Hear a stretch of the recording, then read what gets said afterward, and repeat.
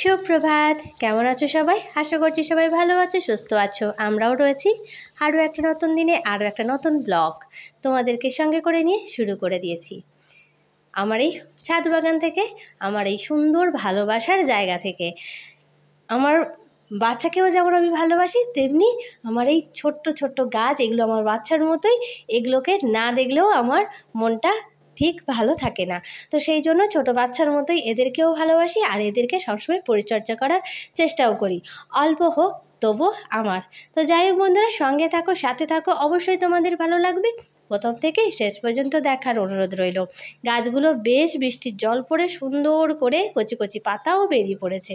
আর ওদিকটায় আমার শিউলি গাছেও সুন্দর করে পাতাগুলো একদম কচি কচি সুন্দর হয়েছে। এবারে ফুল ফুটবে, যেহেতু শরৎকাল প্রায় পড়ছে, তো সেই কারণেই এখানে ফুলগুলো এবারে ফুটবে। আগেও গাছটা কিন্তু যখন লাগিয়েছিলাম তখন একটু যখন বড় হয়েছিল তখন অল্প কিছু ফুল ফুটেছিল, তো সেখান থেকেই ফুলগুলো সাইজটা একটু ছোট ছিল। তো এখন দেখছি গাছটা একটু বড় হয়েছে, তো দেখা যাক এবারের ফুলগুলো কেমন হয়। আর ফুলের ওপর হালকা করে একটু জলও রয়েছে। সকালবেলায় মানে রাত্রিবেলার বৃষ্টির কারণে সকালবেলায় একটু জল জল মতন রয়ে গেছে, দেখতে বেশ ভালো লাগছে। চলো বন্ধুরা, এখানে তো অনেকক্ষণ সময় কাটালাম, এবারে নিচে কাজের জায়গায় যাওয়া যাক।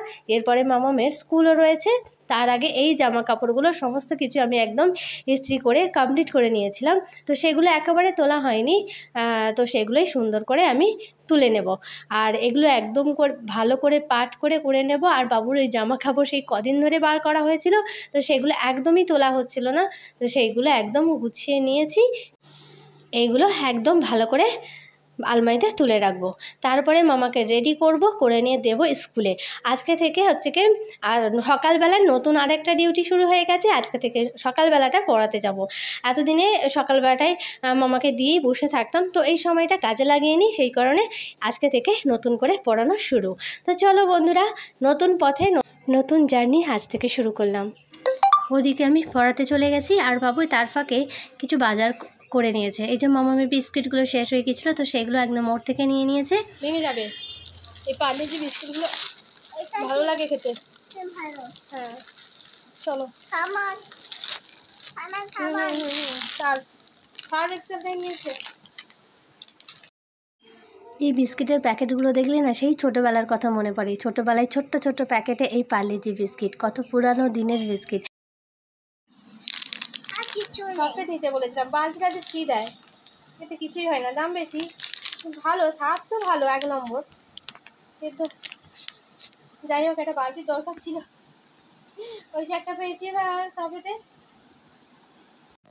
সকালবেলা এগুলো সব পড়ে আছে, একটু ধুতে হবে, অনেক কাজ পড়ে আছে। আমাদের কমপ্লেন বিস্কুট খাইছিলাম সেগুলোও পড়ে আছে।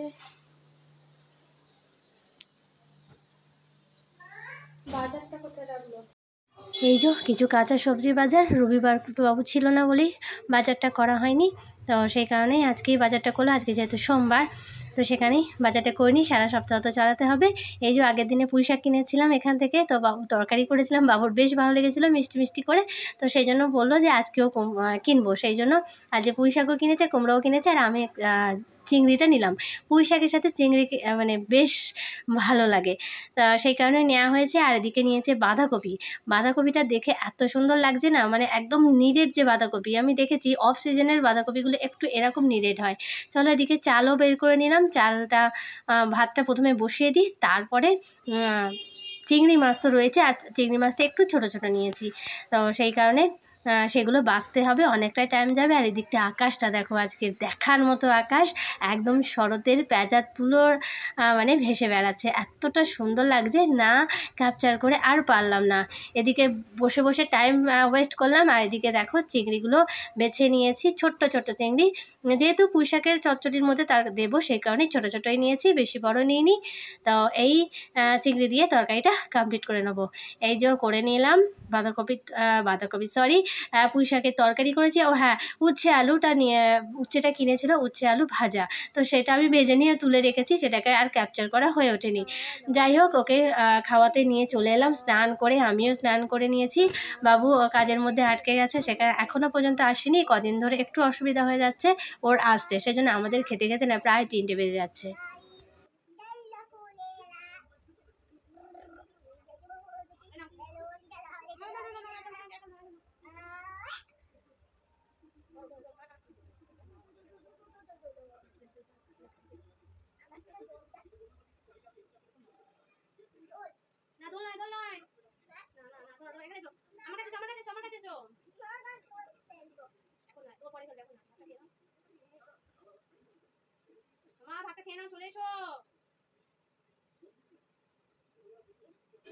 প্রতিদিনের এই ডিউটিটা কমপ্লিট করতে না আমার ভীষণ বিরক্ত লাগে। এই সারা ঘর দৌড়াদৌড়ি করছে আর কি বকবক করছে দেখেছো?